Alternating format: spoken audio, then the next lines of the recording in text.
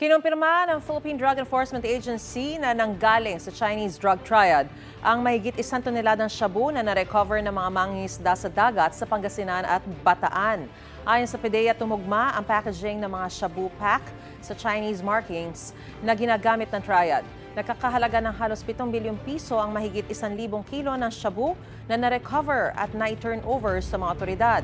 Ipinag-utos na ni Pangulong Bongbong Marcos ang agarang pagsira sa mga ilegal na droga. Patuloy ang monitoring ng Philippine Coast Guard at Philippine Navy malapit sa mga lugar kung saan na-recover ang mga ilegal na droga. Igan, mauna ka sa mga balita, mag-subscribe na sa GMA Integrated News sa YouTube para sa iba't ibang ulat sa ating bansa.